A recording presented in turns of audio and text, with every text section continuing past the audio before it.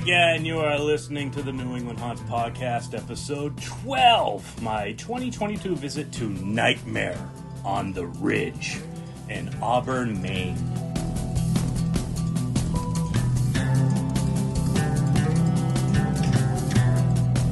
And I am your host, Hollowoosh, a.k.a. Josh, sometimes the other way around. It is June 2023. And with me, as always, is my marvelous mistress, Noobs. Oh my God, if I had a mistress that actually sounded like that, nobody would ever mess with me ever again. You're damn right. Can you imagine that? Just having like Jabba the Hutt? What if like your girlfriend like found out or your wife found out and be like, well, who is she? Who's better than me? Wow. She has. What does she have that I don't? More cellulite. Oh my God. Wow. Oh my God. It's gonna be that kind of day. No. I guess so. What are you doing? I'm doing a podcast. I know that, silly. I mean, with other stuff. Not much. Oh. Not much. Can you just, like, pretend you, like, fought a unicorn or something? Oh, yeah, I killed him. That was a cool story. I'll show you the body later. Ew, I bet it's full of Skittles. Not anymore. Ah, you little sugar fiend, you. Alright, I am excited to talk about this place because it has become one of my all-time favorites in New England. Way up near Lewiston, Maine, overlooking Lake Auburn, in the apple orchards of the Wallingford Fruit House, is, once again, Nightmare on the Ridge. This is Punx The Clown, coming to you live from Nightmare on the Ridge!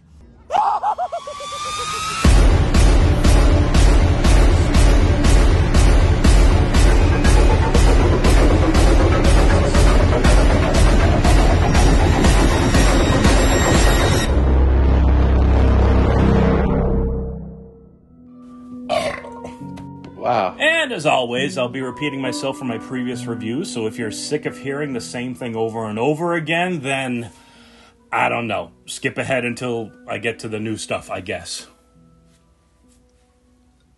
And every time I pause, that's a cue for you to do something. Okay. That was a pause. That was a really long pause, actually. I'm never sick of you, Whoosh. Aww. Maybe sometimes. Hey. Okay. So, yes, Nightmare on the Ridge. What ridge, you might ask? Why, it's Perkins Ridge, my dear boy. What's Perkins Ridge? Well, oh, curious one. You know, actually, oh, wait. Could you be the curious one, actually? Yeah. Okay, say that. Say that. Say, what's Perkins Ridge? What's Perkins Ridge? Well, oh, curious one, so glad you asked. It's a pleasant little section of West Auburn, Maine that is inhabited by luscious apple orchards and a small ski hill named Lost Valley. Sounds enticing. Some notable people from Auburn, Maine. George Perkins Merrill, born 1854 to 1929. Oh, yeah, George. Now ask if he has any relation to the Perkins. Now, does he have any relation to the Perkins? Sure, why not? And thanks for that amazing question. George P.M. Served as the head curator of the United States Department of Geology. Whoa. And just like old George P.M. and his vast knowledge of minerals, this haunted attraction rocks. Oh. That's all I wanted to say. Yeah. That whole bit of information right there was just so I could say that. Oh, you just wanted to get that little zinker in, huh? Zinker! Oh, I see what you did there, because zinc. You like that? That's why you said it, right? Yeah. Yeah! Good job. Wow. God, I feel like a journalist now. A real Yahoo journalist. Yahoo. Yeah, that's what they do. They keep on thinking they're clever. So anyways, Nightmare on the Ridge, I guess technically started in 2014. I'm not sure why I have some notes here that say it's 2013. So if 2014 is true, then this year, 2023, is their 10th season. Oh. But their 9th anniversary. 10th season, 9th anniversary. Remember that. It's important. Why? Because I want it to be. Okay. So I guess I could have this all wrong, but this actually started as just a backyard thing at the Wallingford Fruit House by Angela Corrin. I'm not sure what her position is there. And maybe 3, 4, 5 years later, I think Jeff Strout and his 2 sons, Corey and Chad, were looking for a new place to haunt at. And before they went to Nightmare on the Ridge, they actually had a couple other spots around the area that they tried to make a real nice permanent home at. Less than half an hour south of there in New Gloucester, Maine, there is Chipman's Pumpkin Patch. And I think they were trying to get a cool hayride going there, but it looks like the owners of Chipman's just kind of backed out of the whole idea right when things could have taken off for them. So I'm not sure what happened there. A few years ago, that ski hill right around the corner, Lost Valley Ski Area, they asked Jeff and company to set up a haunted amusement thing, and I guess they just kind of ghosted Jeff after that season. I found an article here from the Sun Journal up there in Maine. Check this out. This is from October 13th, 2016 by Amanda Cullen. Halloween is only 18 days away, which means only 18 days to get in as much scary and spooky as you can stomach. From nightmare-inducing haunted houses to kid-friendly pumpkin walks, there's something for everyone. Lost Valley's Mountain of Terror is not for the faint of heart. The new Halloween haunt debuts Friday with attractions for all ages. It's not just a haunted house. It's a fully immersed haunted ski lodge. The Dark Cellar is a chilling maze through a basement full of aliens, electrocutions, and ghosts. Did she just say electrocutions? Yes. Yeah. Weird. Huh. The chairlift to the unknown takes you up the mountain for a second course of the scare. Hey, look at that. They got another chairlift haunt. You can add that to the list. Absolutely. That's cool. Recap for anyone confused. So in episode 5, we talked about a haunt called Evidence of Evil in Connecticut. And at the end of the episode, we talked about a new place that's right down the street from them called The Haunting at the Ridge. It's fitting that we're talking about Nightmare on the Ridge now. Ridges! Whoa! I love ridges. Stop that. Anywho, they were trying to make it look like they were a one-of-a-kind haunt because they used a ski or chairlift. And when I went on Google for like 10 minutes and found a handful of places all over the country that have been using them for years, this was not one of the ones that popped up. So that's why we're all like, hey! Whoa. Surprises. Surprises! Yeah. Ridged! Stop it. Stop it. Noobs, why'd you say that? Ridges for them. For they, them pleasure. Oh my god! I can't do this today. Why did we decide to do this today? Alright, here we go. This may or not be part of the podcast. It probably is. Okay, here we go. There's a UFO crash site, a zombie gallery paintball course, and a bonfire with apple cider. Says Michelle Goslin, Public Relations Director for Lost Valley. A kid-friendly room towards the back of the lodge provides a refuge for those who are too young or small to escape the clutches of diseased alien invaders. There's a train, face painting, cookie decorating, said Tad Betcher, a main organizer of the event. I want to decorate a cookie. Dude, I want to decorate a cookie and look like a tiger and sit on a tiny train that goes in a circle. Why you always gotta one-up me, bro? I'm just saying. I'm sorry. I'm just saying. Whatever. There's something innately creepy about an old hidden ski lodge with some dismembered decorations and fake fog. You'll feel transported to a haunted village. Betcher said planning for the event began this past spring and the physical setup began about a week ago. What? Didn't she say that Halloween was only 18 days away? Yep. Well, obviously she talked to him a lot earlier than that. No. Don't ruin my fun. It took them 1 week to set up this whole thing. It was amazing, okay? Sure. I mean, they could have. Yeah, you're right, damn it. They could have just thrown up all the crap and everything, huh? I don't like this voice, by the way. The voice doesn't like you. Bob Tibbetts of Auburn used to set up his own haunted house in his 2-car garage. But when he heard about Lost Valley wanting to put together a Halloween event this year, he took all of his spooky supplies and brought them over. I want to see them do good here, and this is such a great spot here. And a great venue to use. There's a lot of people helping us out. It's a real community event. Jeff Strout is the visual producer of the Haunted Lodge. He designed almost everything, and with the help of construction worker Russ Gavitt, the scary scenery was brought to life.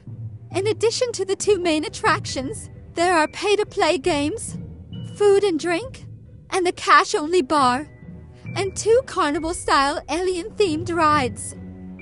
Lost Valley's Mountain of Terror will be open from 6 to 11 p.m., Friday and Saturday for the next 3 weekends. Tickets are $20 for access to both the Dark Cellar and the chairlift to nowhere. Huh. So is it just a chairlift that goes to nowhere? Spooky! Yeah. Yeah, you know. Could be good. Yeah, I guess sometimes it is, huh? Well, anyways, you know, I'm looking at Lost Valley's Facebook page, and I'm seeing here that they actually called it the Chairlift to the Unknown. Ooh. And that was, like, posted a month before this article was released. So... Maybe sloppy reporting? Seems it. You know, they should have hired... Whoosh! Yahoo journalist! Dun, dun, dun. Can't decide between the Mountain of Terror and Wallingford's Fruit House's Nightmare on the Ridge. They've got you covered. Combo passes are available at either location for $30, which gives you access to both major attractions at Lost Valley and the haunted house at Wallingford's, including a shuttle back and forth. Well, that's pretty freaking cool. Yeah, that's unique, though. Have you ever heard about anything like that before? A combo 2-haunt ticket that shuttles you back and forth between both places? Hell nah. But I wouldn't doubt that it exists. I mean, there's plenty of haunts that are right next to each other. Owners that, you know, own the same place. I don't know. I'm sure it exists out there. Yeah, good idea, though. So these 2 places are really that close? Yeah, they're pretty close. Let me see here. Keyboard sound effects. Yeah, it's a 6-minute drive. Well, you know, I don't know how exactly they did it. I want to say that they might have had a hayride or a tractor ride because Wallingford is practically right on the other side of the ski hill, but the road to get to either of them has to go like south for 3 minutes and then north for 3 minutes. So I don't know. Maybe there's a little tractor path through the woods and the tree farms there. That would be even more dope. Can you think about that?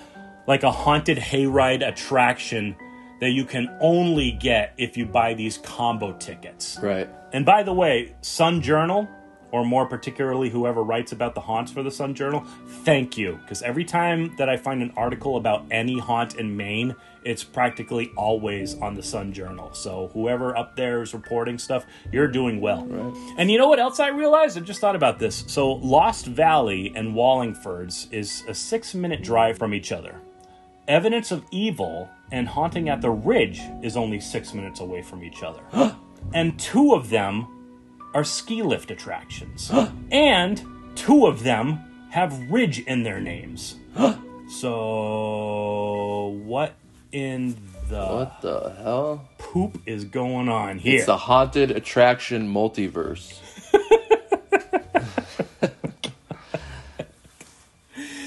Wow. Okay, that was a load. Damn right. I couldn't think of a better word.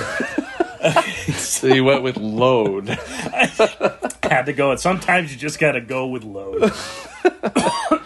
This is terrible. And that's a shirt. So the Mountain of Terror looks like it lasted 3 seasons, 2016 to 2018. I'm not entirely sure how involved Jeff was with that after that first year. And before all of that, Jeff had a great little place up in Mechanic Falls called the Gauntlet, and it was a really cool hayride attraction. And they had it at Harvest Hills Farm. They had a big, giant animatronic demon, these big gated doors. I never got a chance to see it, but I really wanted to, just from the very few pictures that they had of the place online. And I'm pretty sure they've told me about maybe one or two other places that they've tried to open or tried to help out with. But the brothers now, they also operate an escape room business called Jester Attractions. And they usually have that at the Haunt, the Nightmare on the Ridge. I'm not sure if they're always there. They have like a little 5-minute escape room called the Cold Fire Mine Escape Room. And that's right out in front of the Haunt, so you get to check that out when you're up there. So, but you're saying it's not always there? I mean, it's a mobile escape room. I'm sorry, I shouldn't have said that. And I thought they said that they were working on another one that would be more permanent at the Haunt, but I could be wrong about that. Yeah, so we haven't really talked about escape rooms that much yet. That could be, we could do like our own episode on those. We can talk about it now. Okay. Yeah, because it seems like they're starting to go hand in hand with haunted attractions. What's your opinion on that? I don't know. I guess they're fine. It all depends on the place, really. Like, I think the escape rooms that I'd find the most enjoyable would be ones where I'd have to, like, have a great time, even if I don't figure out anything. Yeah. Right? So there's ones that are very detailed and very elaborate. They have extreme creativity. Like, I could just look at the stuff for a long time and be amused by it all. You know, completely forget that I'm supposed to be solving anything. Have you ever been to one, though? Because I haven't tried one out yet. I've only ever done one, and it was sort of a quick thing at Fright Kingdom a long time ago. But I know that they're all different. The majority of them are more like the find clues and solve puzzles kind of ones, stuff like that. Right. And then there's really cool fantasy ones out there. You're in a completely different world with all these weird-looking things. And obviously there's horror-themed ones, too. And I'm not entirely sure why escape rooms became affiliated with the haunt industry so much. I mean, my best guess is that a lot of the haunt owners, like, kind of already have the tools and knowledge and the passion to build them. And it can pretty much be like a one-room haunted house when you think about it. It's just what's really different about it. It has a few buttons in it, you know. They're a great source of revenue. Right. You get a bunch of people into a little room, $10 each or something, and let's say there's 5 people, 5-minute escape room. It could take you about 3 to 4, let's just say 5 minutes to reset everything to get a group out, get a new group in, $50 for 10 minutes total, and you could be making an extra $300 an hour for something that really needs only one person to operate it, sometimes less. It might take a few nights to pay off the build, but it'll be worth it. Do you like them, though? Like, do you think they should be, like, a part of haunts? Yeah, sure, I guess. I always have a vision of how I would want things to play out, and most escape rooms that I see on YouTube or whatever make me say, I'm good. When you lay it out like that, it's, like, a really good business model, I think. Like, right. I want to start one now. Wow. You're welcome. No, it's just, I mean, especially the mobile ones. Yeah, I guess all I'm saying is that I would probably never want to do a mobile escape room because I just know how limited they are in there. Yeah, it's just one room, like Right. Yeah. So what kind of escape room would you want? Like I said, I like real creative and big budget stuff, at least for escape rooms anyway. Like I don't like this, solve this riddle and it will take you to the combination to this lock that will open a box that has another codex and a calculator to figure out the new equation on the bookshelf, open up another safe. No, I'm good with that. I'm fine. Okay, thanks. But I'm fine. Wow. By the way, nerds are stupid. Okay, no, I'm good. You know, I'd like a multiple room escape room, which do exist. There's plenty of them. Kind of like Legends of the Hidden Temple thing, right? Yeah. So, like, find the statues and put them on the pillars and turn them a certain way and watch a big stone door open up and it's a blue vortex to another world. It doesn't have to be themed like that, obviously, or that physical. Yeah. But, every time that you solve something, a cool, like, Disney quality magic thing happens. Not this, like, do all this boring puzzle crap to find a key that will get you out of the door that will open up anyway if you just sit there and wait for the timer to end. Like, no, it's so stupid. Sorry. Yeah. You were talking about why, like, escape rooms are kind of linked with haunts. Mm-hmm. Like, some of them can have, like, a fear element.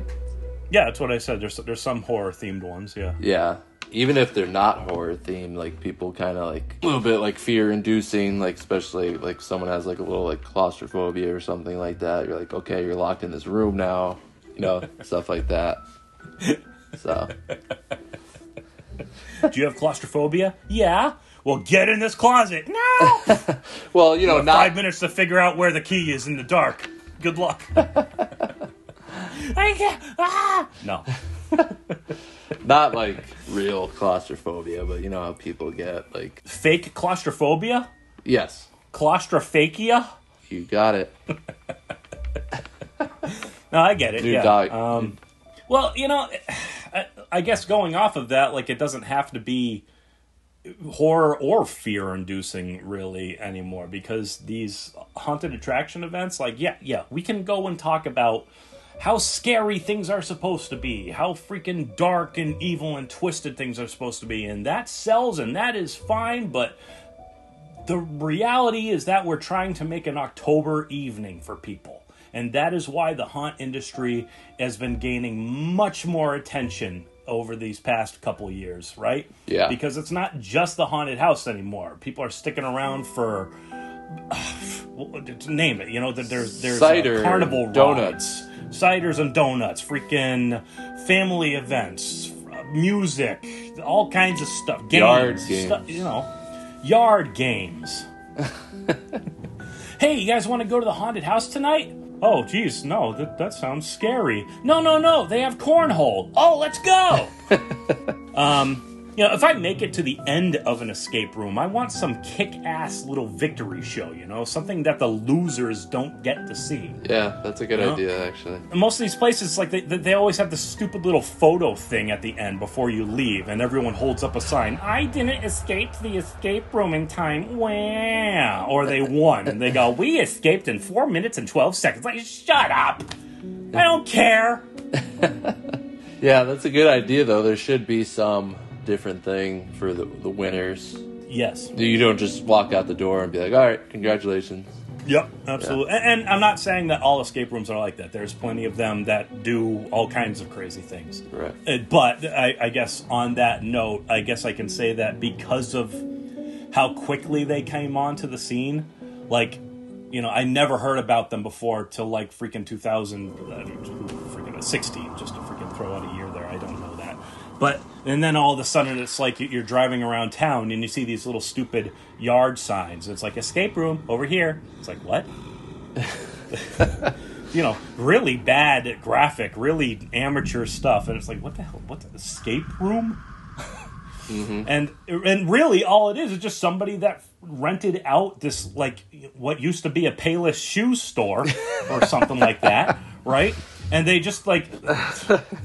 The simplest, most disgusting, non-creative, lowest budget crap, right? Right. And it just became one of those things where it's like just people are starting to try to make money off of doing the least amount of work possible. Right. And I've always hated that business model. I mean, sure, it works for a little time, but if it's temporary, I don't like it, right? I get it, but I don't like it. Whoosh doesn't like it. Whoosh doesn't like it. That's a t-shirt. That might be a new segment, too. Isn't that this whole podcast? Yeah, you know what, though? You know, it sounds like you might be a little bitter because you suck at escape rooms. You're bitter! No, honestly, I don't really know if I'm bad at solving the riddles or not. I do get frustrated because a lot of the times I just don't agree with the communication, I guess, in some of these places. Like, the only one that I've been to, this one at Fright Kingdom, it's not there anymore. It was just a temporary thing. They had a couple, but the one that I went to, I remember this one clue that they gave you was, you found something and it said, like, one faces the living and the other faces death. And they were literally talking about one thing facing something alive and the other one facing something dead. Okay. But, I mean, in my head, I'm kind of like, okay, so that's like a poem. Like, what is life and what is death? And I'm like trying to... And maybe that's just a me thing, just overthinking everything all the time, so... But, yeah. So their thing was that they had a prop there that was a dead, burnt skeleton. Oh, that must be the dead thing that this thing has to face. I don't even know what the hell the thing was. So I turned the thing and I faced the dead body in that direction. And then I'm thinking, okay, so what in here is alive? Well, me. I'm alive. I'm the only alive thing in here. Okay, so I point the thing at me, right? And that didn't work. Right? And then the time ran out after trying to do all the other stuff in the room. The lady came in and tells us that we lost. Thank you. And she showed us, what we were supposed to do. So she showed us that I was right in thinking that one of the things had to face the dead thing over there. But this living thing was this other prop on the other side of the room that to them looked alive. Yeah. Quote, alive, end quote. But to me, it looked like a dead, unmovable prop. So I was a bit annoyed about that. And Well, it's just was stuff it? like that. It was a prop. I don't know, like kind of like what you see at like Spirit Halloween, just like a weird thing, just like all scared, like biting its arm, and it's in Was the it fetal a creature? position. No, it was a human. Oh, okay. But I mean, I don't know, maybe because I've gone through so many haunted attractions, I mean, like, some of these props, they just look kind of like static, like, creepy things, and I never, ever, ever think anymore that, like, oh, it's a person. Yeah. So, I don't know. So that was a bit annoying to me, and it's just stuff like that, stuff that sounds like it would all make sense in the creator's head, because they are the ones that created it, I get it, but some people like me would never put those conclusions together, because it just doesn't sound clever enough, right? Right. It's not every escape room, like I said, obviously, some of them I know are very fun, and more interactive, and very well thought out. You're probably never going to see that at haunted houses, though. They're their own business and they run all year long, so I get it. Yeah, I guess I was just curious because they kind of just exploded all at once and you see them all over the place now. Yeah, I do think it's calmed down a bit. A lot of these little escape rooms as their own separate businesses, popped up all over the country, but the majority of them are pretty cringy, I think. So, maybe I'll try the one up at Nightmare on the Ridge this year. Maybe I'll give it a shot. So anyways, so this haunt actually has one of the better stories I've ever heard in any New England attraction I've ever been to. Really? Oh, yeah. That's a lot of praise. Mm-hmm. and I've always appreciated it so much that because it really is a characteristic. I should put those syllables together closer when I say that word. Yes, you should. Because it really is, it's a characteristic that I think needs to be implemented more in every haunt. Now, wouldn't you agree, Abraham? Shut up. You shut up. No, you shut up. How about you shut up? Shut your dirty little mouth. Shut your stupid face. Shut up, you pile of filth. You shut your dumb, stinky mouth hole. Your ugly, worthless mouth, you gross trash. Shut up or I'll make you shut up. How about that? I'll shut you up so fast, you'll shut up for life. Jesus. How's your mother? She's doing well. I'll tell her you said hi. That's great. That's great. All right. You got a story about Nightmare on the Ridge? Oh, hell yeah. From the beginning of the early 1900s, the Great Illusion Circus was the grandest show the world had ever seen. From exotic creatures and awesome entertainers to mystical machinery and magnificent airships, all would be led and conducted by the mysterious ringmaster. The great illusion was more than just a name. It was the motif.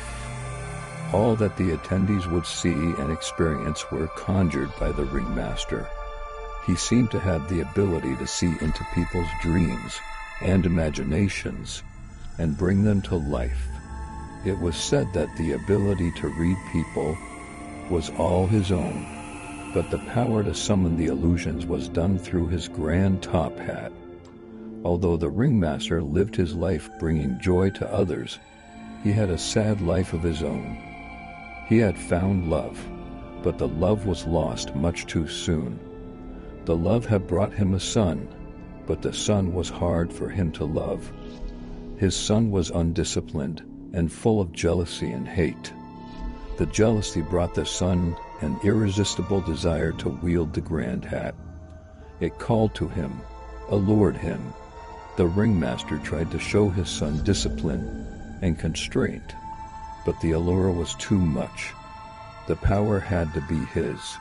So one night, while in his slumber, the son struck down the father, taking the hat and fulfilling his place as the ringmaster.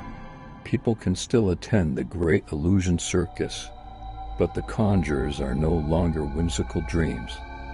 They are of the deepest, darkest nightmares. Wow. Nice little story. Oh, I love it. Yeah. So, is it like a whole circus carnival type theme? A portion of it is. It's still a bunch of different haunt scenes that don't really connect with each other. And usually I'm not a big fan of that stuff, but that's why I love this story so much, because it gives the reason for why everything is not connected, why there isn't like a general theme to follow. Yeah. The ringmaster has a magical hat that can conjure up all these monsters and killers and nightmare situations. It's so good. Yeah, I like that. But the thing is, do the guests know about the storyline? Oh, God, no. Yeah, exactly. I mean, that kind of seems to be an issue with a lot of the haunts. Yeah, the deliverance of the story, yeah, I guess. Deliverance. Ding ding ding ding dong gong gong. Okay. So if you were running this haunt, how would you like put that out there so guests would not only know about the story but understand it? Yeah. Easier said than done, obviously, but too many ideas. So maybe the first scene could be everyone walks into a circus tent and the ringmaster appears and does a little welcome to the show. Yeah. And goes into this full routine of asking people what they fear. It's a pre-recorded voice, though. You hear somebody in the back go, "Snakes!" And he takes off his top hat and reaches in and throws out a bunch of glitter or something. And then a big snake drops down from the ceiling. And then he'd do one for, like, spiders, and then one for fire, one for clowns. Yeah. And he does this routine, and it's pre-recorded audio, so they can play it as loud as they want to, like, cover over the dumbasses who can't stop talking the whole damn time. Right. And he introduces the second scene, which is the haunted house or the haunted motel or something. Oh, is that the first scene of the haunt right now? Yeah, unless they're changing it. I don't think they are. Well, they already have this stage right now, actually, that looks over the people waiting. And every, like, 15 to 20 minutes, they could do, like, a funny jester or puppet show or something that tells the story of how the ringmaster came to be and what he does with the magical hat. You know, or they could just play, like, a video on the big screen. They have one of those projection screens that they play older horror movie clips on it, which I've always loved. But it would be cool if they threw in a few of their own Nightmare on the Ridge videos in between clips of older horror movies and things like that. And one or a few of them can be more story-driven. And I mean, that's probably the best way. Yeah, it sounds pretty good. Again, easier said than done. I'm sure they aren't getting too many requests to build up something so people know why the freaking evil church section exists. You know, it's because of the magical top hat. Okay, we're fine. But I feel like I'm jumping ahead here. So, all right. Nightmare on the Ridge has found a great home at this Wallingford fruit house, which I had to go down a freaking research rabbit hole, too. So I was trying to figure out what a fruit house was. I've never heard of anything else called that. Never heard of a fruit house? I've never heard of the fruit house. Why do you know a fruit house? Kidding me?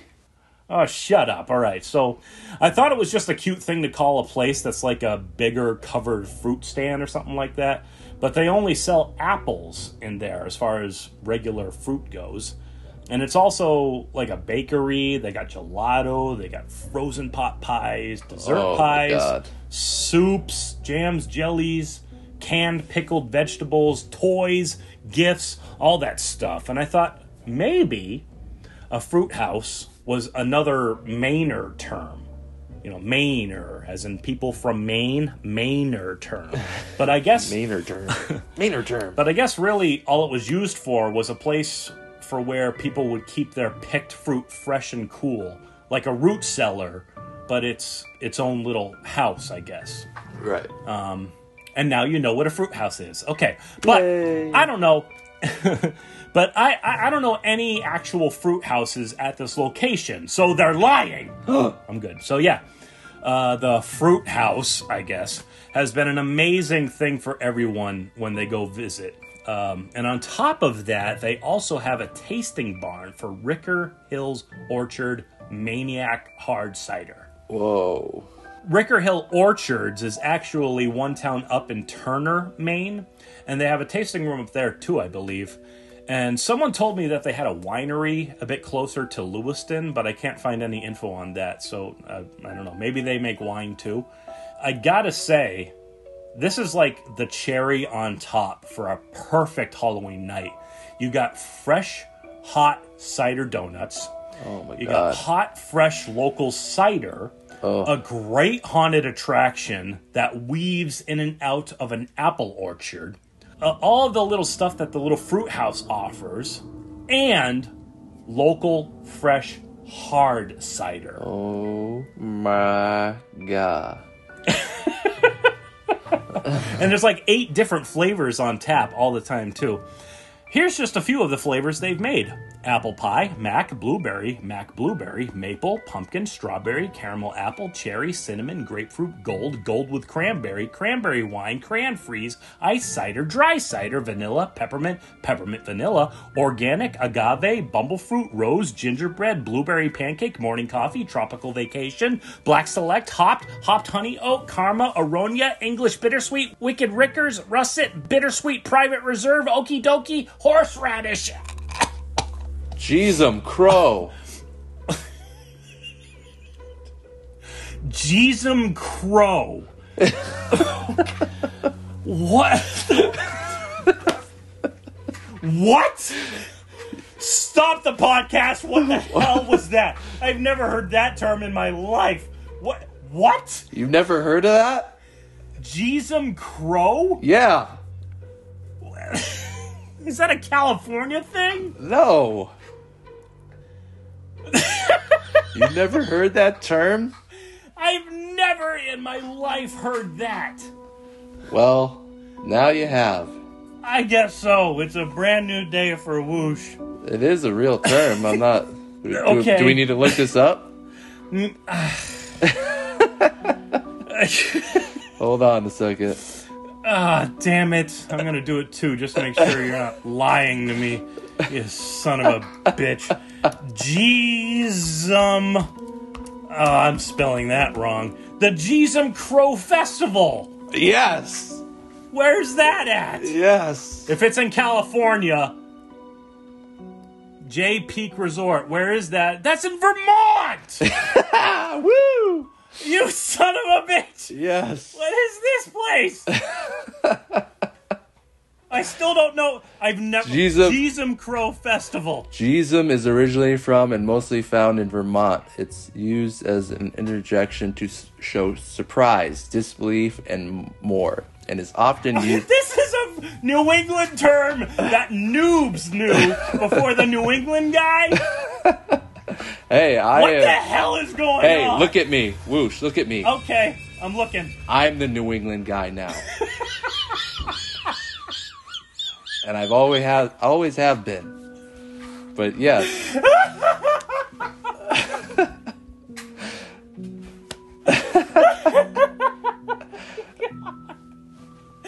Oh my God. I didn't actually know that it was a Vermont thing. I didn't know any of this. I just knew the term. Where would you have heard that from, though?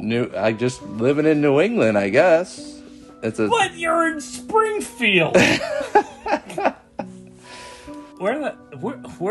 we're doing a podcast. Oh yeah. Okay. So, all right. So you can get a flight of 5 or 6, I think, if you want to try some. How that do they have those all available at once, or are those just the different flavors they made? No, that's just okay. Yeah, come on, man. Come on. I was gonna say. Come on. Noobs. Come on. Yeah. But just picture yourself, okay? So you're chilling near a fire pit. You got yourself some great hard cider, a warm cider donut, watching Frankenstein, and you hear people getting chased by chainsaws and screaming in the distance. You got a nice brisk night up in the Poland Springs area of Maine. Sounds like an amazing. I want that right now. I know. All this cider talk is making me thirsty, though. Me too! Perfect time for some beerdication! Yes. Well, we've got ale and lager, Belgian sour, brown and red, and pale and porter, Weiss and Pilsner, malt and Mars and Bock and Winter, Staus and Saison. I like drinking beer. This one here is Mainiac's apple pie cider. Cider is as American as apple pie. We asked our farm stand bakery for some help, and they offered up a spicy blend too good to be true. The vanilla aroma beckons the nose, while cinnamon, nutmeg, and allspice dance across the tongue. Wow, this is getting a little naughty. This is cider you will want to feast on at Ricker Hill, where quality has been our main goal since 1803. Maine spelled with an E. Cute. All right. Oh, they even have like a, check this out. They got a little a gauge on the side of the can. Stop blurring. Oh yeah. Tell you what the sweetness is, the dryness is. Why? You don't have any reason to blur. Can you see it better now? Yeah, I can tell what it is. So it's like, yeah, from dry to sweet, and then the lever is pushed more towards the sweet. Mild and tart, it's in the middle. Bland or delicious, pushed all the way up to delicious. I don't know why they would ever freaking have a little icon going all the way down to bland. It even has nutrition facts. Really? Do any of my other beers have that? I don't think I've seen that. Most beers don't have that. It has 10 milligrams of sodium and 22 sugars. All right, let's check this one out.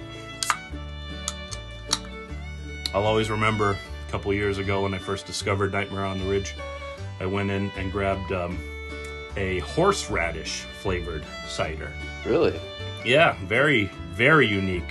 How was that? It was not as horseradishy as one might think.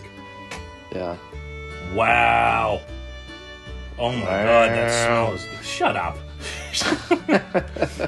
Oh, what is that? You know what this smells like? Apple pie, because it's called apple pie.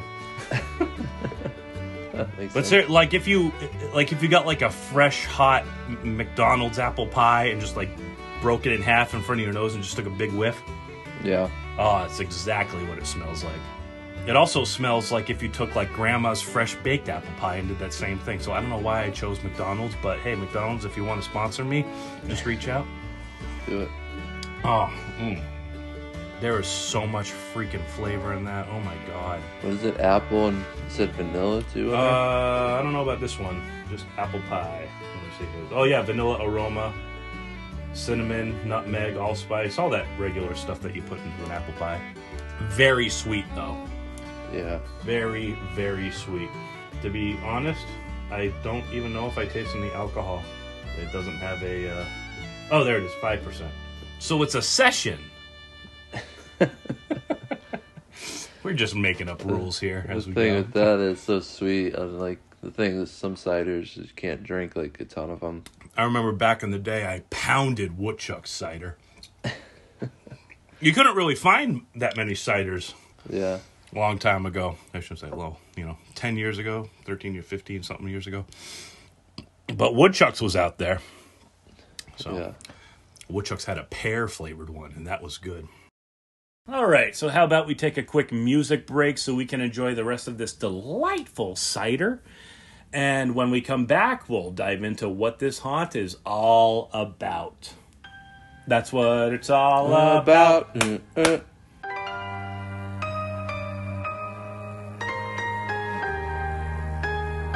When the Night Comes by Creepy Music.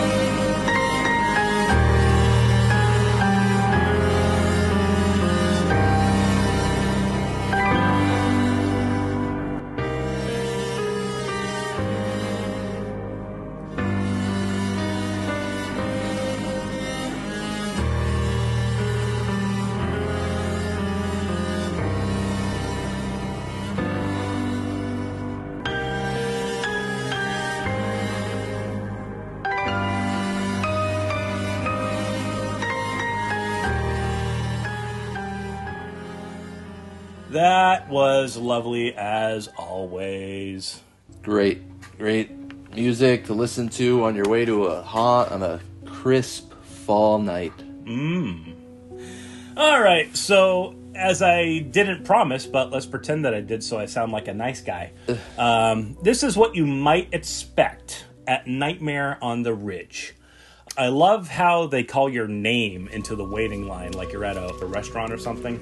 So you can wait in the tasting room, the store, at the fire pits, watching the movie, wherever you want. And they call out your party's name on these speakers, and you go line up at this cow corral thing.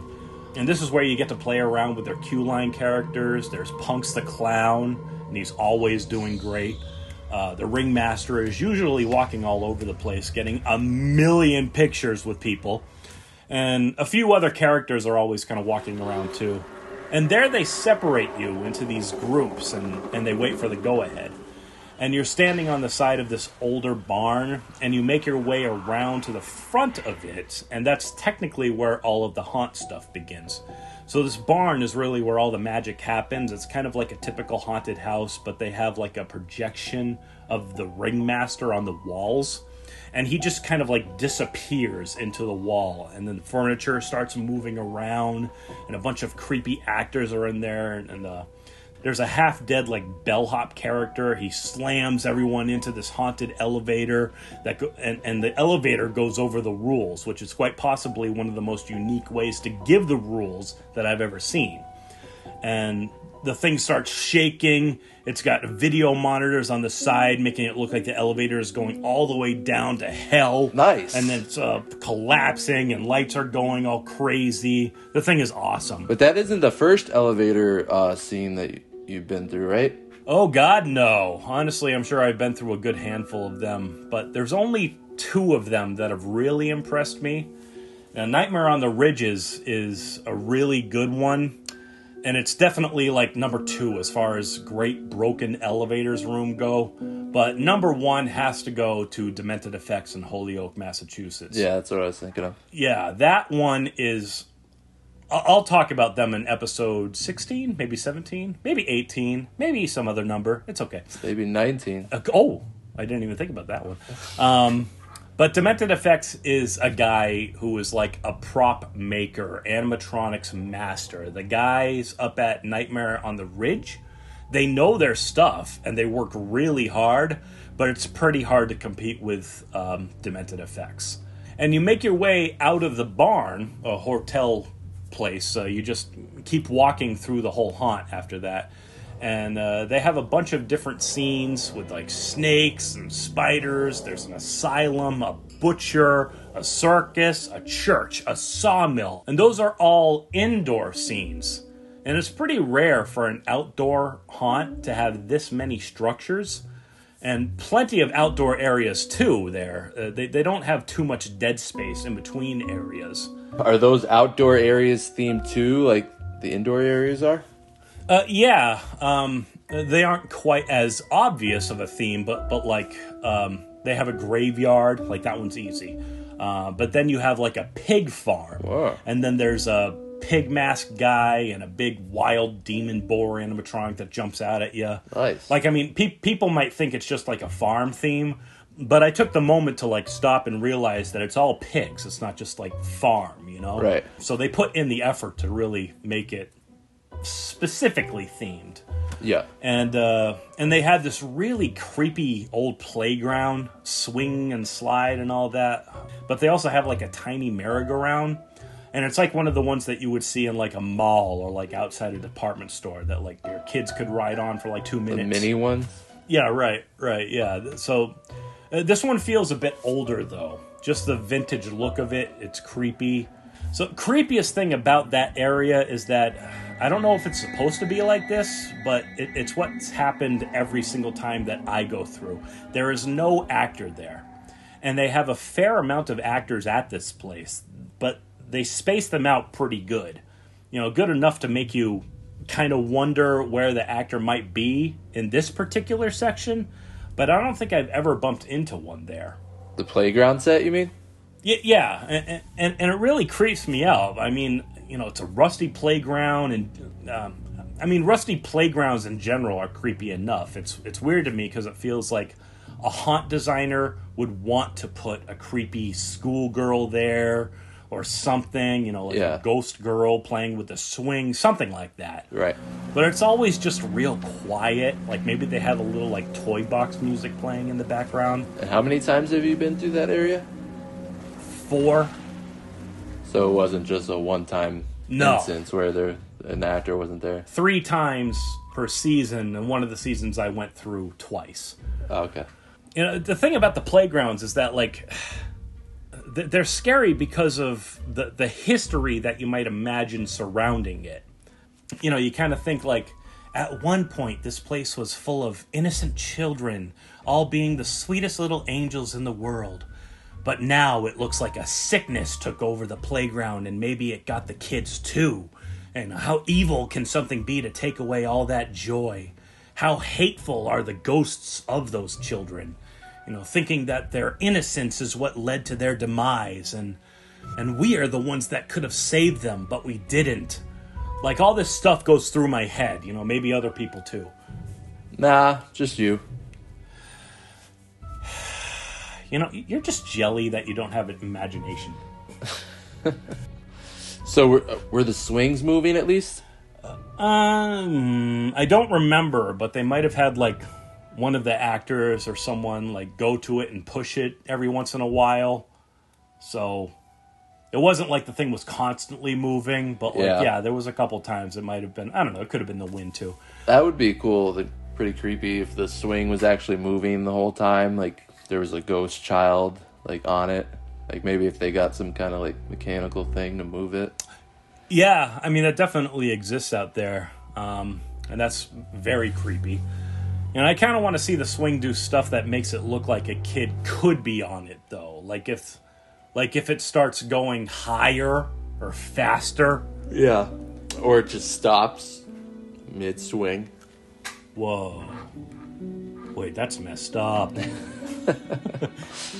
Oh man. Hey, new idea for a prop maker. Have a swing that's just going back and forth and then suddenly it freezes. Yeah. One of the creepiest things I've ever seen when it comes to like possessed kid stuff anyway. I saw it like 3 times in 2019, I think. It's this little old red tricycle. Exactly like the thing you would see the Jigsaw puppet use from Saw. Yeah. And it just moves on its own, and it's really slow. And I think it kind of makes like this rusty, squeaky noise to it, like the pedals moving. And I saw it work the best at this little tiny place in Red Hook, New York. It was called Grimm's Mortuary. I saw it in 2019, and then they called it quits for good last year. Not too far from Headless Horseman hayrides, anyway. I have no idea if this was planned or just weird coincidence. They had like a barn haunt that you would come out of and then walk back to wherever you were parked. And they had these parking lights that for some reason only casted a perfect hard light onto the dirt driveway right there, like a spotlight. Right. And I'm in the back of this group that's trying to make their way back to the lot. And I hear this...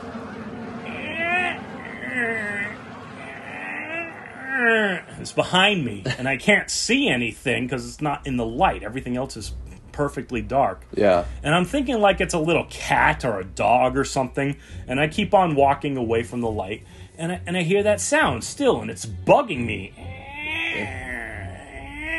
Something like that, right? And I look back, and I see in one of those little light areas, slowly, this little tricycle pedals into the center of the light and then stops cold. Whoa. And I'm like, what the hell? Because it wasn't even trying to, like, you know, entertain everybody, right? Yeah. Like, we already moved. So I'm sure if somebody tried to plan it, they planned it wrong. Yeah. Right?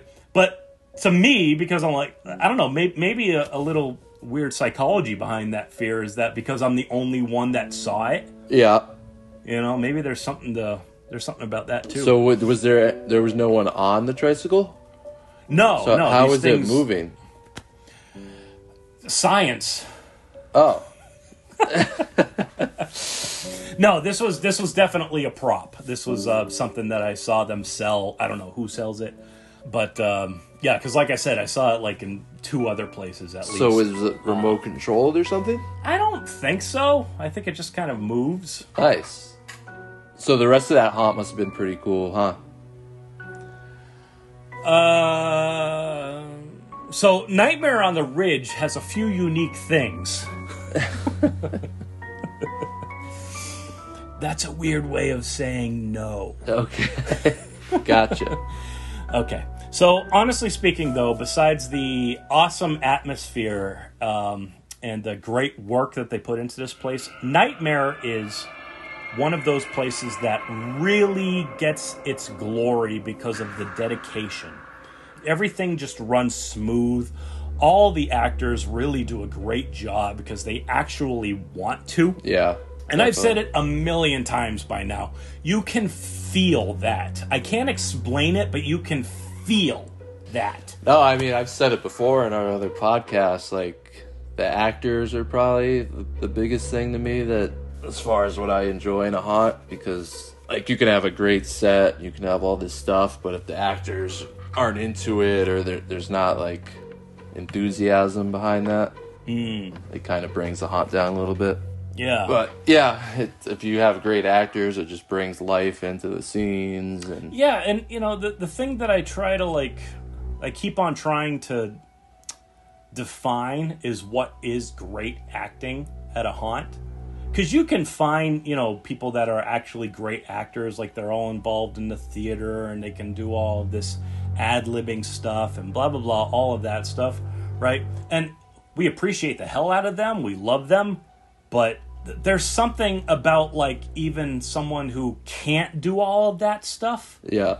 But you know, you can feel how hard they're trying. You can feel that this is the best that you're going to get out of them, and they are really putting in 192%. Wow, that's a lot. Yeah. You know what I mean, though? Yeah. When I started as an actor for the few years that I did, like, nobody really gave me a line. Right. And I didn't really want to have a line, you know? I just kind of wanted to be scary. Right? Uh-huh. But my character, I was just like, well, I mean, if I'm just going to be like this, you know, crazy redneck character, because that was the first one that I was, then I'm just going to go full out freaking redneck crazy character that doesn't have lines. I'm not going to talk to anybody. Yeah. No, I mean, there's a million ways that anybody could interpret that. But my character was like, every freaking time, I was on a hayride. Yeah. So I ran at people. I really made it look like I was going to chop their heads off with a machete or axe or whatever the hell I had for the night. Yeah. And just screaming and just violent, like I want to do things to you that you do not want me to do. And I think I could project that enough that people really felt that, right? Yeah. I guess what I'm saying, I don't feel like there was ever a person that looked at me and been like, he's not good because he's not telling me anything about what his whole story is. Yeah, I mean, good acting doesn't necessarily have to involve talking, just like what you did. Yeah, but I don't mean to make it sound like good acting is usually revolved around dialogue or anything like that. I guess I was just using that as an example. Yeah. Let me talk about the actors here. I was talking about Punx the Clown earlier. I've only known the guy since 2020. So far, he has had like 5 different costumes. The mask started out with like this like fleshy, stitched up clown face. And then he had this like post-apocalyptic hard shell clown mask. And now he's like this whole evil, hungry, sad clown type. Just freaking awesome. Just changing it up a bit, evolving the character. A hungry clown, huh? Hungry, like blood is pouring from his mouth, and it looks like he wants to eat you. Okay. Like, does that make it? I don't know. Yeah. Okay, cool. They got a snake girl who I've always loved. She's got a big python wrapped around her, and like she's their mother or something. Like she's in a whole room that's just like snakes. Yeah. And she's always trying to like lure you deeper into the den. You have to go that way anyway, but whatever. She's trying to lure you in there so that all of her little baby snakes can eat you. And I might be just kind of like coming up with shit off the top of my head, but that's just what it made me feel like. So I'll go with that. And she's always saying things with like this emphasis on the S's. So like you'd be going in and she'd be like, "You look like a tasty snack." Now, that can either be cheesy or just awesome to you, and I'm going to go with awesome. All right? Okay. And they had this guy who was like a very unique character in the butcher scene, and it's almost like his job was to maybe get a little bit of a jump scare, but really, he makes people super uncomfortable around him because he would just act like he was trapped in his own head, just screaming, "All I taste is blood! All I do is kill!" Like I'm supposed to feel like sorry for this guy, but he is very clearly, very, very clearly going to kill me if I don't get away from him. Kind of like... That's cool. I like that. He's kind of a scarier character, actually, because it's like he doesn't even want to kill you. He just will. Yeah. Like there's no escaping that. There is no hope. You can't talk to that. I think they actually made him the new minister at the Evil Church set. And that extreme hateful character works so good with like that preachy type stuff. Yeah. So, and there's always a werewolf guy in full costume, like one of those full body werewolf costumes. Really nice one too. Nice. And it seems like he's always running all over the place outside because he climbs over stuff on fences. He jumps off of stuff. He hides in the bushes. He's really good. And they have a few great queue line actors, but I remember this. Like there was a rabbit mask serial killer guy last year. His name escapes me. I'm sorry, but he's been with them for quite a while. They have a giant spider room, and they have where they usually have a little girl in there that's like a contortionist, or like as good of a contortionist as she can be. Yeah. And to me, it's almost like she's this little girl that was taken away from humans and raised by a giant monster tarantula. Huh. So when you enter the room, they have this giant spider crawl towards you.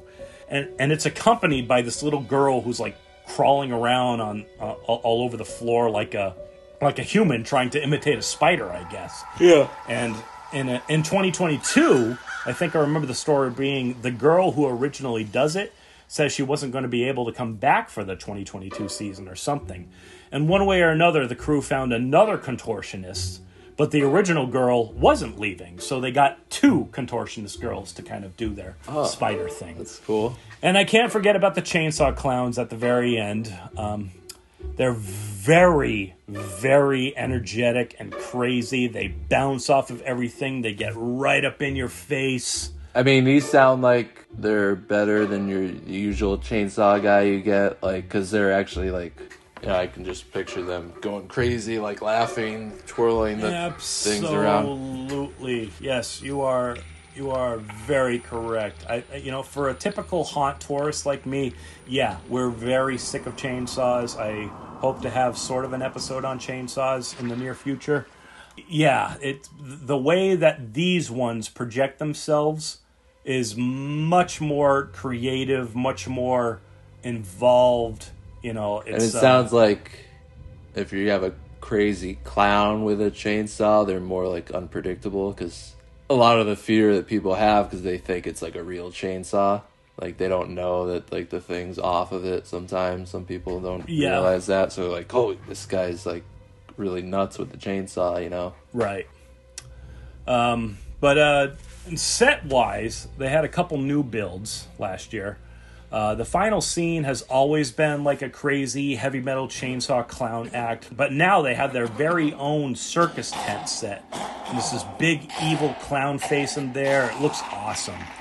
And they have this random little plane stuck on top of one of the apple trees. Well, they put a pyrotechnic effect up there with the plane, so it looks like it just crashed, and it freaks everyone out. Yeah. They told me that they made this new asylum scene last year, and I felt awful about it because I didn't recognize a new asylum scene when I walked through. And they made a new logo with their ringmaster character, and he was in a straitjacket and some chains wrapped around him. It's kind of to commemorate the opening of this new set. And I understood that before going in. And when I finished the trail, I met up with them again, and they asked me, hey, how'd you like the new asylum? And I'm like, there was a new asylum? And it broke me down so bad. And it's still breaking me down because I feel like a complete asshole right now. So how would you not notice a brand new asylum set, though? Okay, well, I'm not entirely sure if I did or didn't miss it. It kind of sounds hard to mistake that kind of set or theme for something else, so. Yeah, but to me it feels like they have 2 asylum sets. One of them is very clear. It has that short hallway with these asylum cell doors on either side. But I already know about that one because those are the old doors from the gulag. Oh. And I specifically remember going through in 2021 and seeing them. And I had to stop and just kind of appreciate them because some of them I helped make. Yeah. How did you know they were from the gulag? Because in the spring of 2021, the owner of the gulag called me and asked if I knew of anyone in New England that would want to purchase all their stuff. Because they shut down in 2019. And the guy knows I go all over the place in New England, and I sort of connected him with Jeff. So there's a lot of gulag stuff at Nightmare on the Ridge. Is there a specific reason why you connected him with Jeff? Oh, I tried to connect him with anybody who was interested, to be honest with you. Okay. But I knew that even after visiting just one time, I knew that Jeff and his sons were definitely the type of people that you would want to sell like your baby to, for crying out loud. There's a lot of people out there that would just want to freaking purchase stuff for the sake of purchasing it, and they are not going to take care of it. They don't care. No. Yeah. Jeff and a couple other haunts that purchase things from them, like, they are the types of people that will respect that, and really appreciate having that kind of stuff. Right. So there's a lot of gulag stuff at Nightmare on the Ridge. And they have this other portion of their trail, or walk, as the Mainers like to call it, that feels very much like an asylum to me too, but I don't know. I might have missed it. I even went back through on my old video footage of the place I took in 2021, because they let me do a video walkthrough. And I tried to figure out if I was just going crazy or not, and To me, it all looked like the same in the video, but I didn't take a video this year, and I really should have. Or last year, I should say. Maybe they were talking about, like, New Asylum, how they just updated that one slightly. I don't believe for a second that they had it all wrong. Like, I full-heartedly believe that there is a brand new Asylum section in there. I just don't know where, and I don't know if it's obvious enough. You know, not that it has to be, I just feel bad that I couldn't say anything. Yeah. It's like you worked really hard for months on this handmade present for someone that you really like, and then they open it and they're like, oh, thanks. Oh. Yeah, that's what I feel they probably felt when I said I didn't see the Asylum site, and I feel terrible about it to this day. You big jerk. I know. Sorry. So, a couple things that I was a little bummed out about in 2022. The trail felt a bit tight. Like all the outdoor sections used to feel really open, but I think they constricted it a little bit. And I could completely understand why they would want to do that. I'm not even sure if they would say that they did do anything to it. It just feels like it was. And to me, I like it more open, both to give more distance from other people, and I think it's scarier. Yeah. But other people, I can see them getting confused and holding up a line, and they don't like distancing themselves from the rest of the group. So, but that's just me. But it also makes the whole attraction feel a bit shorter too when they constrict you like that. You know, psychologically speaking, when you are walking down a hallway with a group, especially if you're not the person in front, your brain is most likely just telling you, just keep going straight, just keep following the person in front of you. I mean, you pretty much do that in any crowd setting. You don't take in much about what the world is around you anymore. But in a big open space, your brain gets more curious because it questions if the people leading the group know where they're going. So you look around a lot more info coming in, the longer the whole thing feels. Thank you, Dr. Whoosh. That'll be $5,000, please. I'll get back to you on that one. And they had a cornfield before, and for some reason it was all down in 2022. Felt like a lot of things that made the trail feel like it was further away from the main area were gone. I don't know why. There was this small little line of apple trees that you would cross through, and it felt like you were getting further and further away from safety.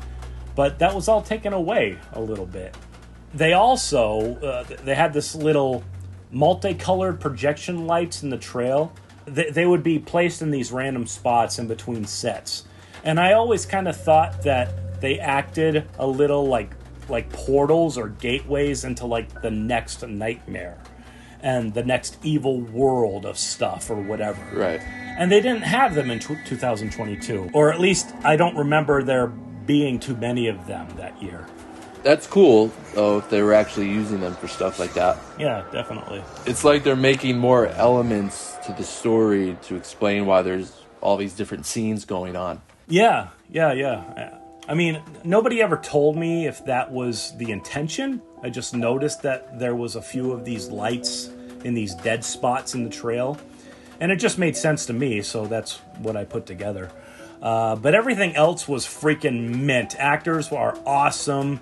They were pretty much selling out every night. They have a ton of merchandise. They have great effects, great story, great place to hang out. One of the best in New England. Definitely the best haunted destination in Maine. And on that note, how about we take another music break? I'd like to dedicate this one to one of the crew members up there who actually made his own music to go along with at least one of the scenes up there. Very campy, 80s style. So I think they'll like this one. Slasher by Karl Casey.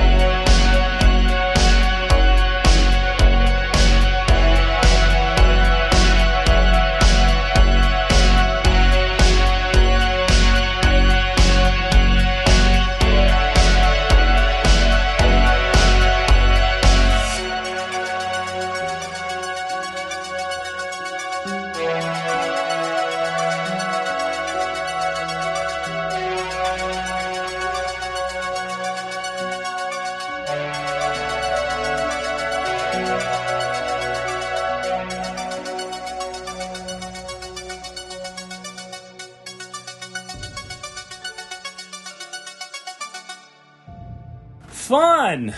The 80s were fun. They were. For what we were part of, anyway. What? I don't know. Stop that. Reverse it.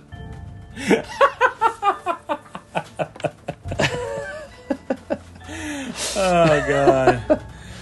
And I'd say it's time for another beer. Cider. Cider, sorry. All right. Which is technically part of the beer family, I think.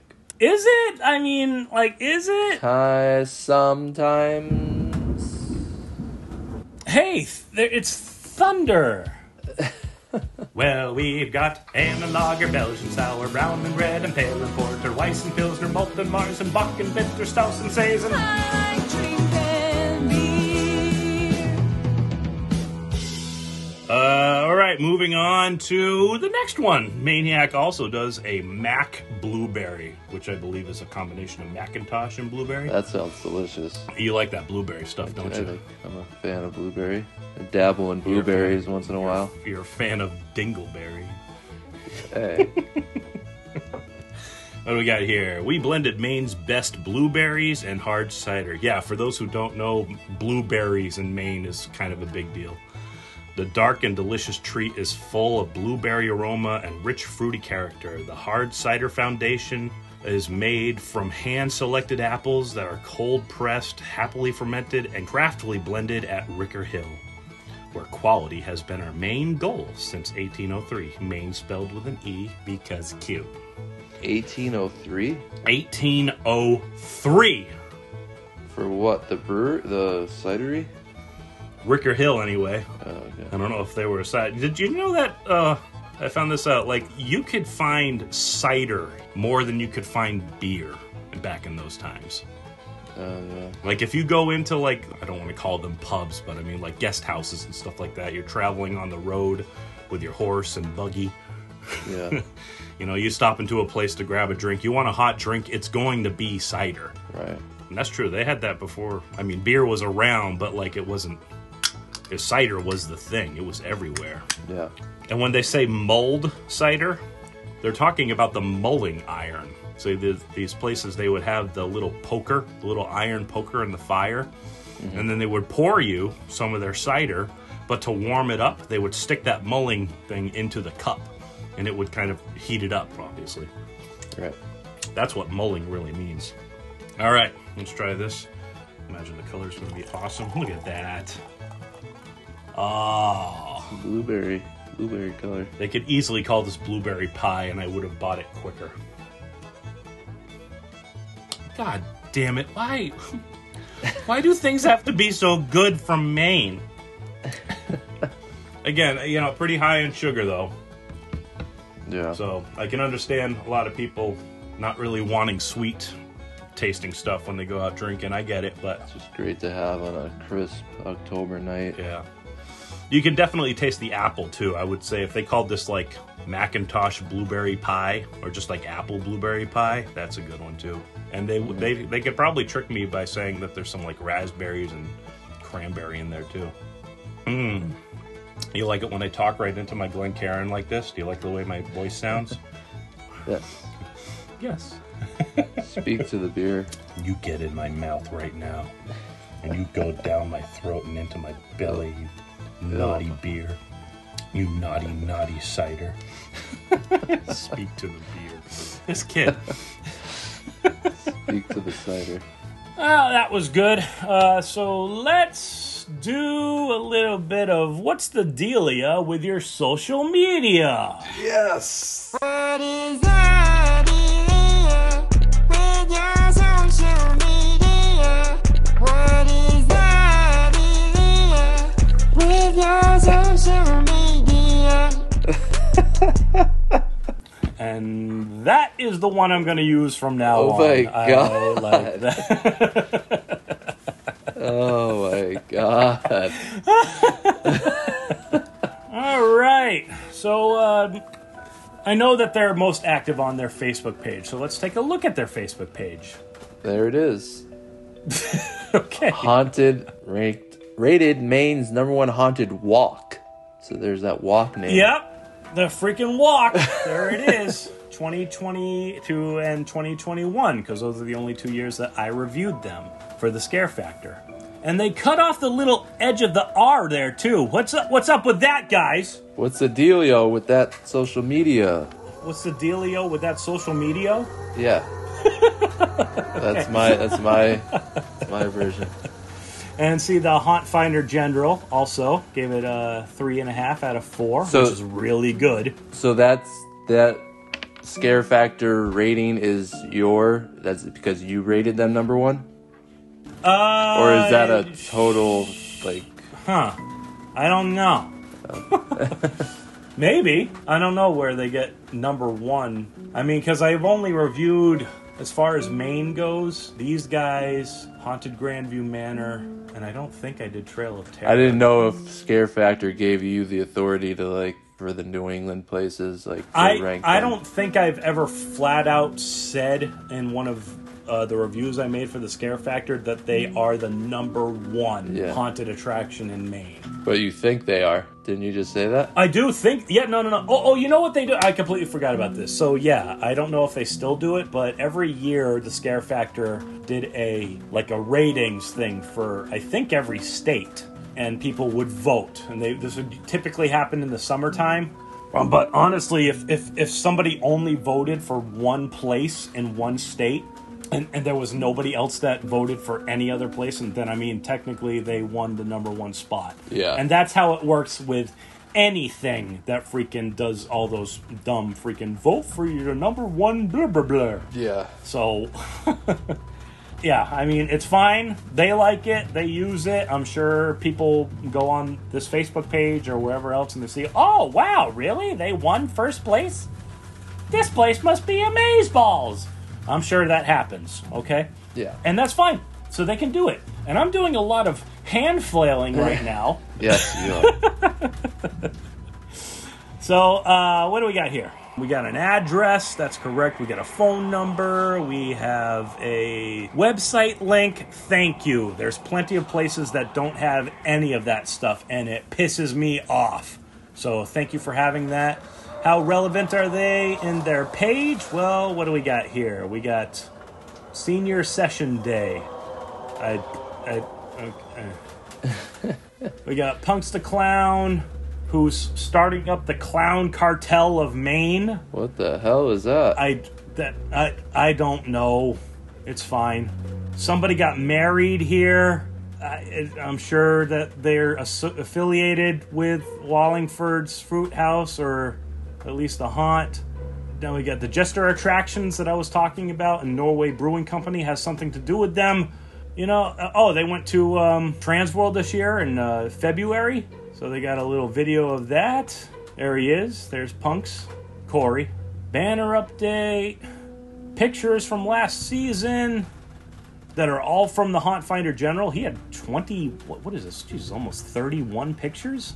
Or 30 pictures? Wow, that's a lot of pictures. Who is Haunt Finder General? Haunt Finder General is by far the most traversed haunt reviewer ever. Wow. He's a guy out of central Pennsylvania who goes to haunts all over the country every single season. And I think he's broken 100. Yeah, I know he's broken 100. I brought this up not too long ago. In a season? In a season. Yeah, he's crazy. So he goes everywhere, every state, and he gets around to making a written review on Facebook. It's insane, the amount of work that he puts in for this. But we need to have him on. I don't know if he's ever done an interview on any platform anywhere. I mean, yeah, I would love to talk to him someday. But yeah, we'll see.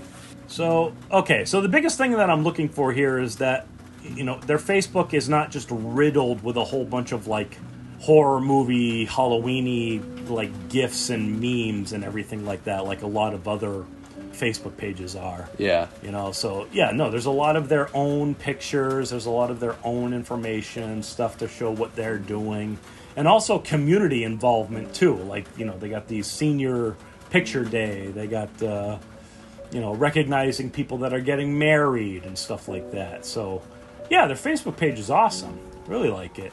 Now, their web page, however, is stupid. No, I don't mean that at all. Yeah, so their web page, I think, is... So it's a very, very simple website. You know, there's not like a lot of options here. It's just kind of... Actually, there's no options, really. There's a map, a little Google map widget on the bottom to show you where it is. You can click on that. Links to Facebook, their YouTube, Instagram. They got a little video from YouTube that'll play their sort of trailer. They got opening dates and show times for the whole thing. It's the most simple, yet it's pretty much everything that you could possibly ask for. There's not like a frequently asked questions page or anything like that. And when oh wait a minute, do tickets work yet? There's ticket. Oh yeah, here we go. Wallingford's Fruit House technically owns Nightmare on the Ridge, so you kind of go to their webpage to purchase tickets. Okay. And every single date that they're open, and it looks like they're already up this year because they have little character designs for each date too. For each date, yeah. I mean, I don't know if that's a huge plus, but it's something. Just a little add-on. But yeah, that's what they got. So as far as their social media goes, it is very good. The only thing that I would say is that if you're trying to find out information from them through Wallingford's webpage, the only thing that you're going to get out of it is a link to their webpage, I think, and also just a link to purchase tickets to a night and a time slot. And that's all they got for social media. And then you could also go to the bakery. You could, oh my God, there's a bakery right here. Boom, Wallingford's Bakery. And they got a girl selling pecan and lemon meringue and raspberry. Oh, whoopie pies. Ooh, there's whoopie pies. There's Maine whoopie pie. Noobs. There's Maine whoopie pies. They make the whoopie pies. I need a good pumpkin whoopie pie right now. You need a good whoopie. Ooh, those look delicious. The donuts. Oh, chocolate cider donut? That looks delicious. There's a little slideshow playing of all the baked goods that they make, and it's not fair. So anyways, I guess that was the dealia with their social media. There was a dealia with your social media. There was a dealia with your social media. Oh, Noobs was twerking. Oh my God. Okay, back to this. So, just one more thing that I wanted to mention before we dive into the reviews. I remember meeting them for the first time in 2020, and they were talking a little bit about some of their actors, some of their crew, and mentioning how a lot of them were actually acting at other haunts in Maine. And I just realized that the rain that's coming down and hitting my air conditioner outside might be loud, so I'll apologize for that now. I'm sorry. I don't hear anything, but... I know you don't hear anything, you freaking deaf bastard. Wow. That's okay. A few of them, particularly from one in Saco, Maine, called Trail of Terror, and we'll be talking about them in a future episode, too. And it seems like a lot of haunters... Not the other Trail of Terror. No, not that one. Or the other one, or the other or one. Or that one. Or right, the, right. You know, that other one. one. Oh, especially not that one. And not just any of them. Oh, there might be some from that one. Oh, okay, all right. It seems like a lot of haunters in Maine had worked at that one at some point in time. But what shocked me was that this guy haunted over here. She used to work for them. He started over here. Punx posted a picture of some of the Trail of Terror crew visiting them the night before I arrived. And it made me realize that Maine has a haunt community. Is that a problem? No, it's just that, again, I never thought Maine was like this. I think a lot of the country thinks about certain states as being very secluded type people, like Nebraska, Wyoming, Nevada. This kind of stereotype about the people that live in certain states, right? I mean, I guess. It's not like you were that far up in Maine. No, but, I mean... You said you were in Lewiston? Yeah, practically, like 10 minutes west of Lewiston. Isn't that an Limp Bizkit song? Yeah. That's not very secluded, I don't think. Where you at? Jacksonville, Rochester, Louisville, Columbia, Hartford, Milwaukee, and Lewiston, Maine.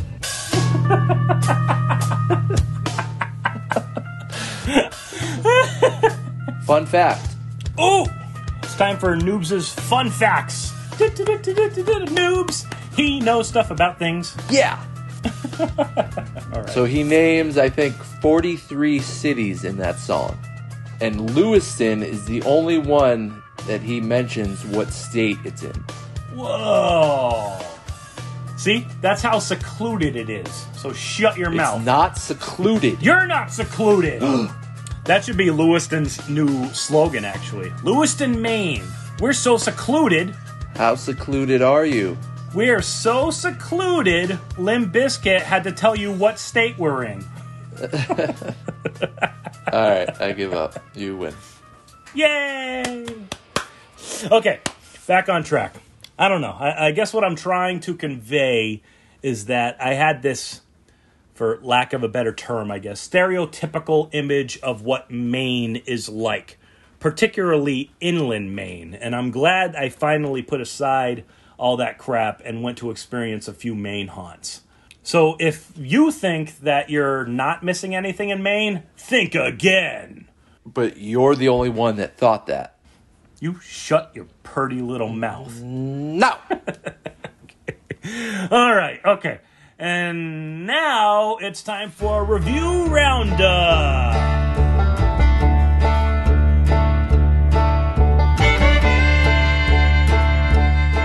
This is that segment where a bunch of funny voices say a bunch of stuff, and then I say even more stuff about that stuff that those voices had to say. Correct.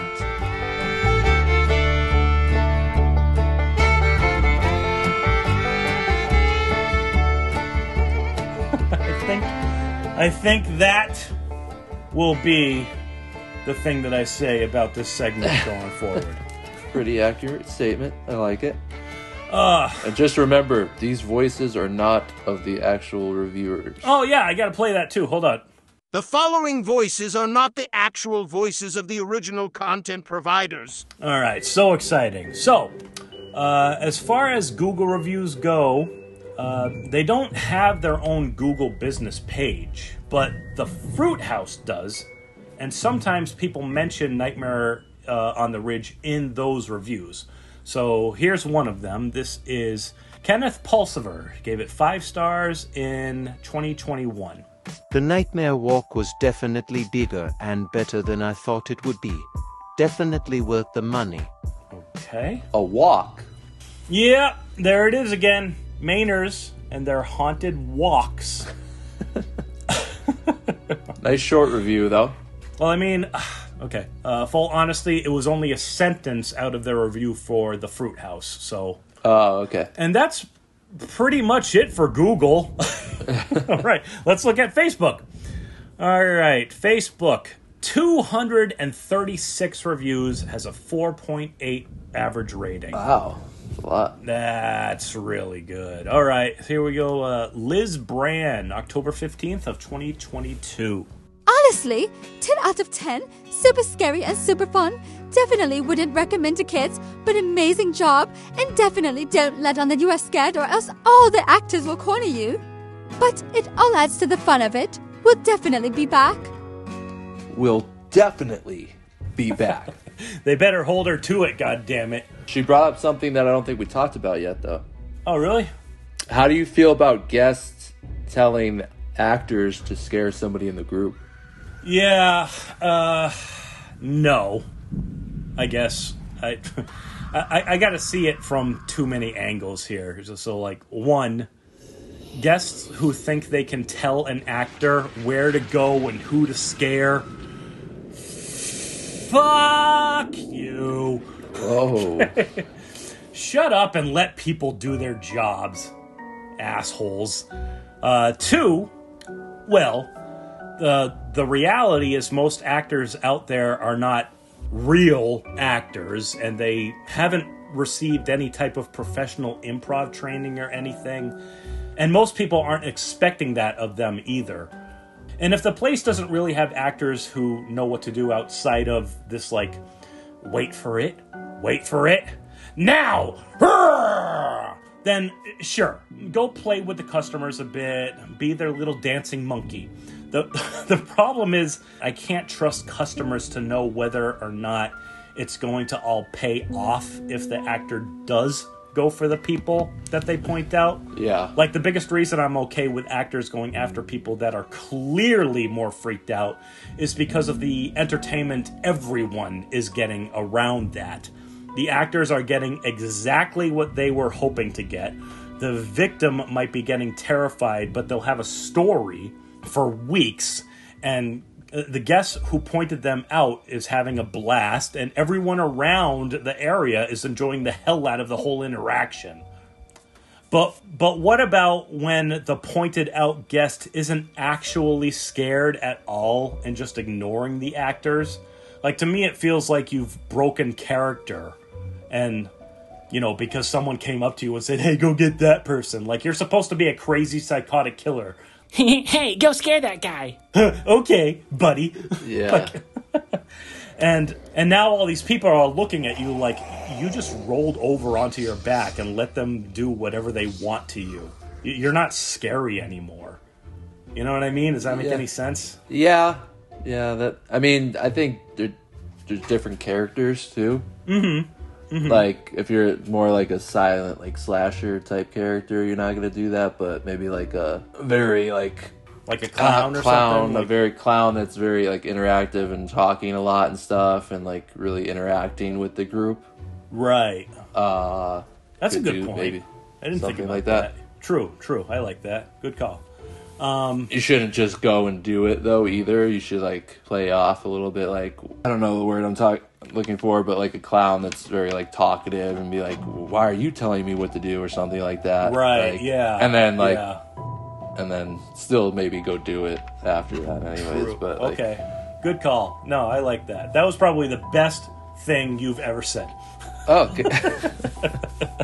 So I'd say it's just better to train your actors a little bit and have them be the ones to make the call on who and how to scare them, right? So, all right. Next up on Facebook, we have Stacy Lynn, October 10th, 2021. The props were excellent, as were the actors. Nobody got up in your personal space as you walked through. I screamed myself hoarse, but had such a fun time. Oh my god. Also, the way they have it set up is great. No big groups of people all crammed together waiting to get in. The whole event ran like a well-oiled machine. She screamed herself hoarse. When's the last time you heard that one, huh? I don't know. Couldn't tell you. Well-oiled machine. That one is sort of still in use, I think, but screamed herself hoarse. Wow. Good enough review, though, although she's admitting that she's one of those people that doesn't like actors getting too close, which is fine, but it's obviously more often that actors will get in your space. And we've definitely heard a lot of reviews talk about how they want more actors, so she might be in the minority here. Do you like it when actors get close up and in your face like that? If they're cute. Nah, I personally don't like it. Not so much because I don't like people being so close or that I think it's gross or uncomfortable or anything like that. It's mostly because it's just not working. You know, to me, you're not scarier because I can see the individual drops of sweat on your face, right? Yeah. That's just me, though. That is just you. Mm-hmm.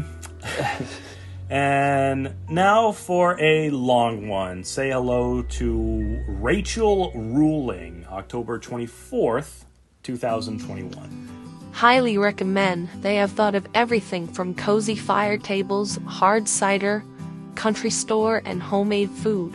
But let's talk about the Haunted Walk. Amazing. So much to look at and take in. Barely a minute to catch your breath between scares. Punx the Clown had my big, tough firefighter husband freaked out from the start. and from beginning to end appeared out of nowhere to keep this grown man scared every step of the way. Needless to say, we had a blast, and so did Punx. Planning on going back with my daughter, sister, and friend this weekend. Wondering if Punx is available for a 51-year-old's birthday party next year. Thank you, Wallingfords and Punx. The photo shows husband in orange vest seeking exit route as soon as Punx appeared. Jesus Christ. Hey, Whoosh. What? I think there's a clown character up there. His name is Punx. She said it 5 freaking times. Oh, God. I feel like there's a lot to unpack here, though. But maybe not. I don't know. First off, let's talk about the haunted walk. We got another walk for the scoreboard. And these reviews are nice. They help out a lot. I just don't like how fake they are sometimes.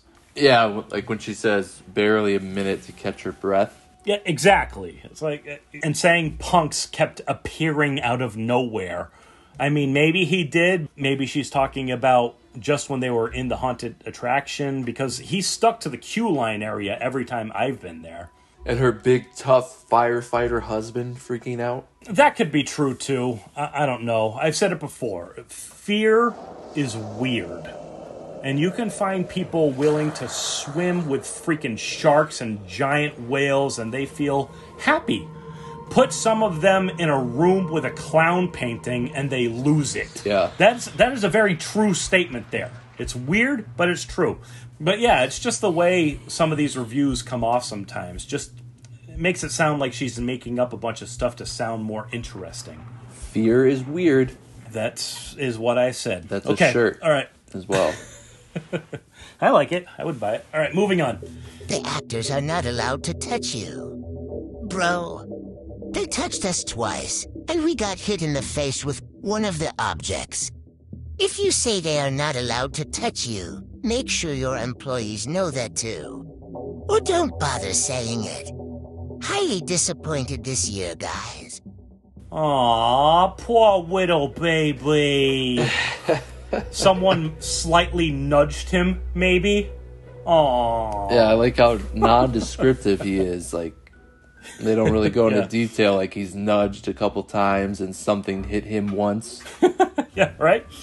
It's like watching the news. It's like physical contact was made between 2 forms of matter. Okay, thanks. All right, and he got a reply. Cole, we are very sorry you were unsatisfied with your visit. Please send us a message so we can identify the issue and remedy it. Yeah, I guess you gotta look into these things, but I haven't seen anywhere anyone else claiming anything like that at this place. And I agree with the other review there about how they stay out of your space for the most part. You know, the clowns at the end get a little crazy, but nothing unexpected. So, okay, next. This is Nicole Painton, October 23rd, 2022. You know that one ride at the amusement park that you get on and then jump right back in line after to do it again over and over? Yes. Well, that's what I wanted to do after going through the Nightmare on the Ridge Walk. Let's do it again. Everything from the staff to the props were awesome. Thank you for an awesome night. Yes. That was good. But you see what I mean? You know, doesn't it just sound fake? Like, oh my God, we just want to keep doing it over and over and over again. Wow. And she called it a walk again. Oh, she did. All right. Yeah. Add another one. Boom. There we go. All right. Another long one. Here we go. This is Stacy Williams, October 24th, 2021. I want to give a huge shout out to Wallingford's Nightmare on the Ridge staff. The line attendant Danielle went above and beyond to accommodate us getting someone from our group through the walk safely. One of our teens has epilepsy and could be triggered by the strobe lights, but desperately wanted to be included in the fun with friends. She chatted with Punx the Clown, aka Corey.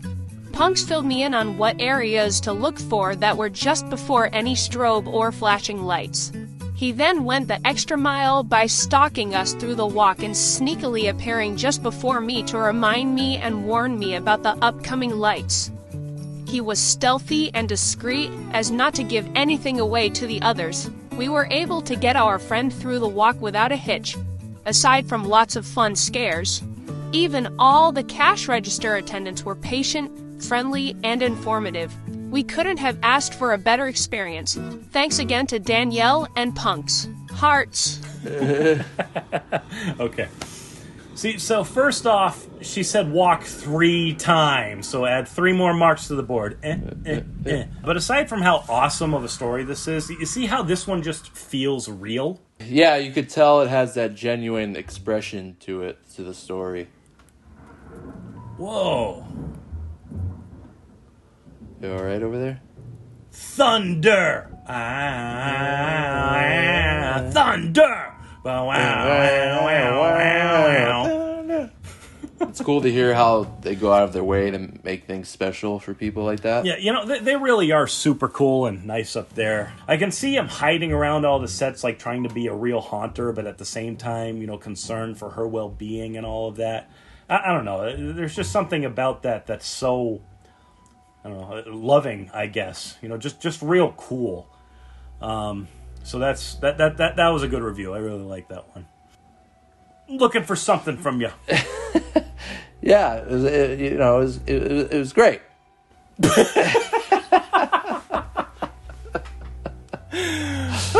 Okay, all right, moving along. We have, this is Taylor Cantrell, October 31st, 2022. My family and I went last night, and it was awesome. Got to enjoy some nice hard cider before our haunted walk. The walk was so much fun and definitely put you right in the Halloween spirit. Definitely going to go every year now. 2 more walks on the board. It's official, dude. Whoa. Mainers call haunted attractions haunted walks. It's official. Or just walks. Or yeah, I wonder what they call strolling down the street. I don't care. I don't care anymore. It's true. All right. This is Jared Siphone. Siphone. I don't know how to pronounce that one. Probably not that. Scipione. Sound it out. Well, I can't because there's a C that could be an S and an I that could be an E and a E that could be an A because it's Italian and Italian last names are the dumbest names ever. Whoa. Anywho, all right, okay, so Jared. It's Jared, okay? It's Jared. It's Jared from Subway. October 10th, 2019. Here we go. Absolutely terrifying, amazing talent, and a highly recommended haunt. You need to experience The Nightmare on the Ridge. It's a show like no other. You won't regret it. Or maybe you will. Hashtag I survived the nightmare. Is that a real hashtag for them? No. I just like the sound of it, though. It's nice. All right, review 10. Gina Fournier Thibault. October 28th, 2017. We're going back. Thank you for being respectful when I asked the staff to tone it down for our tweeners. I know it's supposed to be scary, but just standing there can be scary enough. Much appreciated. We will return because you are accommodating. All right, so I guess they toned it down for some people? I wonder if she knew what they usually do. Yeah, right? It's like, rawr. Hey, can you guys just tone it down a bit? Okay. Rawr. All right, that's better. Thank you. Do you think haunts should be that accommodating? Certain ones, sure. You know, a lot of families go to this one. It's just supposed to be that fun family October night. So there's other ones that want to market themselves as scary as hell, right? No. People know what those ones are about, and they have no right to go up to them and tell them that they should be something else that they don't want to be, all right? So there's some haunts out there that want to be the place known as, like, don't come here expecting us to do something nice for you. Yeah. Okay? You're here to freaking get scared, and that is what we're trying to do. And then there's other places that don't market themselves like that. Not that they're trying to market themselves as family-friendly necessarily, but if they're also, like this place, saying that, but you can come here and get cider donuts and apple turnovers and gelato and all kinds of fun gifty stuff and watch an old horror movie with the fire. Yeah, okay. You don't need to have a haunt that's the most crazy in-your-face thing ever, right? Right. But, I don't know. Define the term should be accommodated. No, it's up to them, really, so. Yeah. Whatever. Okay. Review 11. Let's go to Bonnie Harrison Gould, October 4th, 2018. I went with my daughter and hugged her arm while trying to hide my face. They were extremely invasive. They kept getting in my space to the point of grabbing me and not letting me get away from them. Please instruct the actors that they shouldn't do this. It was an awful experience. And she got a reply. Our people have been instructed not to make physical contact. We in fact inform our patrons, during our disclaimer, that the actors will get in your personal space, but they will not touch you. We are sorry to hear you had a bad experience. And then they all got a reply from Angelique Henderson. You warn everyone before they enter, and it's supposed to be scary. I think your haunt is amazing.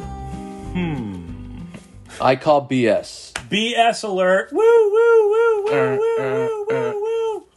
There is no way anyone just grabbed their arm and didn't let them leave. That did not happen. I don't care who you are or what you think. No. Yeah.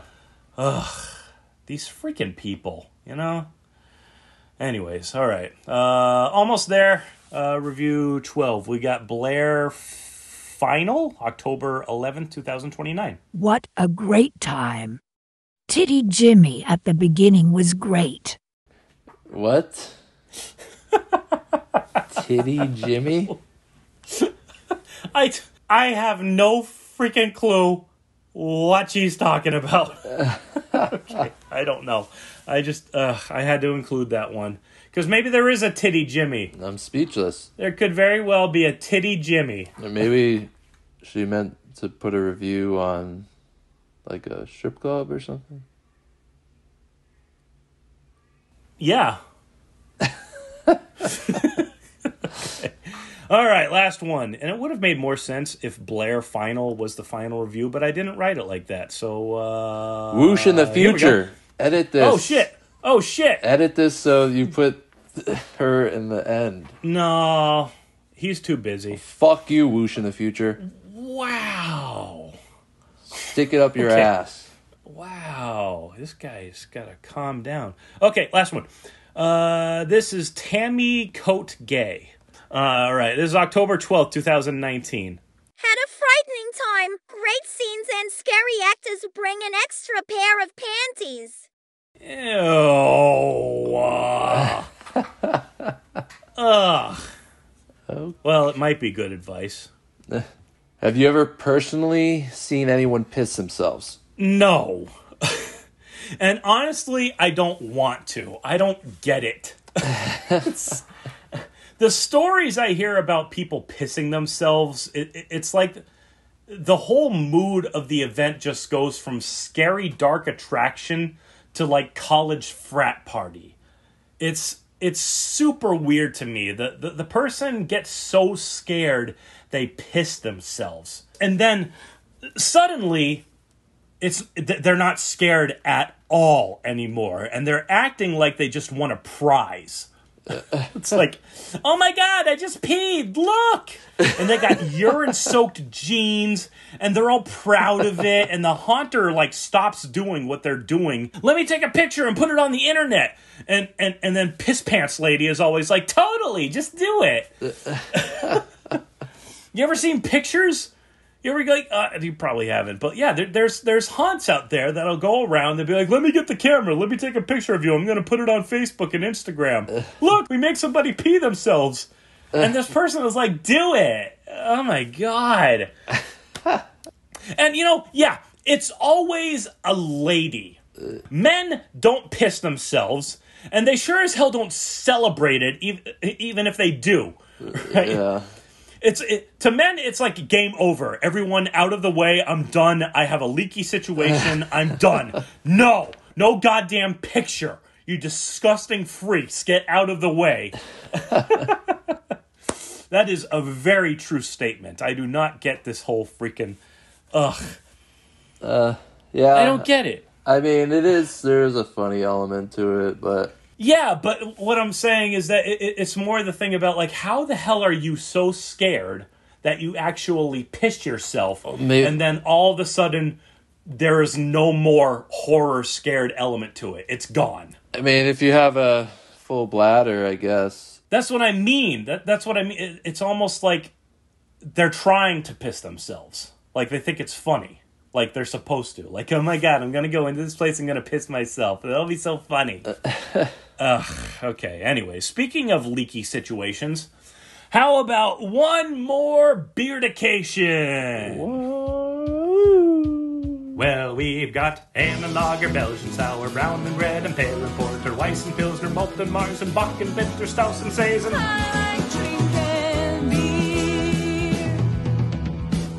All right, so we're still up in Maine, and I don't have one from Ricker Hill anymore, and that's okay.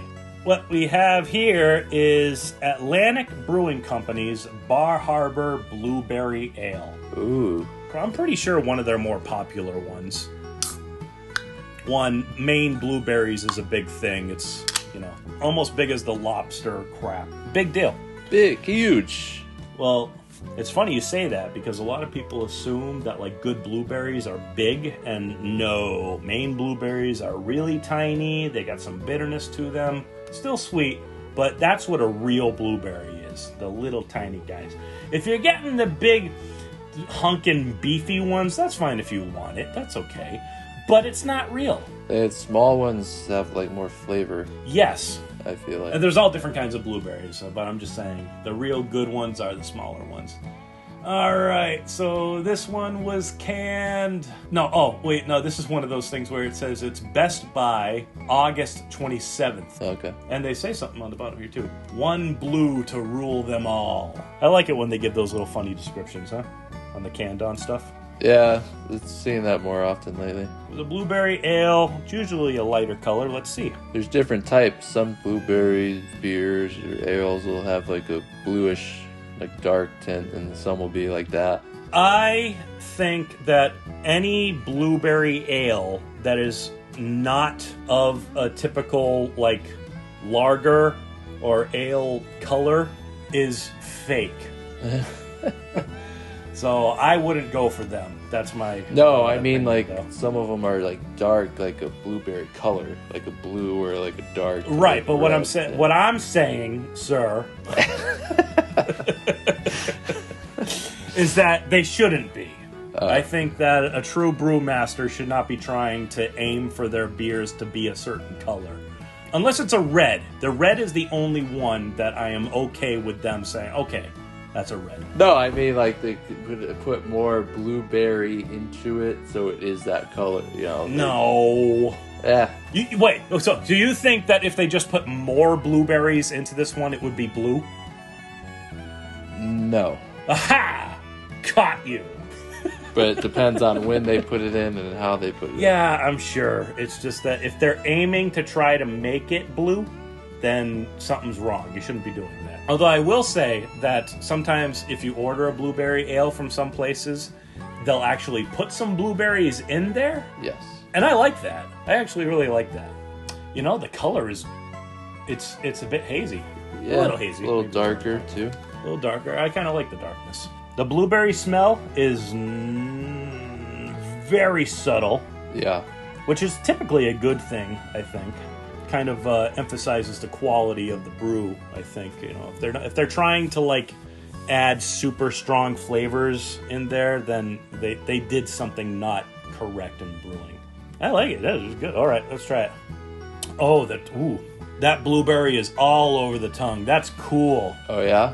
Yeah, because you can't really smell it, but then it hits your tongue, and it's like hitting all these different spots of the tongue, and then the back of the throat. It's like, oh, whoa, wild blueberry, too. Not that big, meaty blueberries that you find at the grocery store.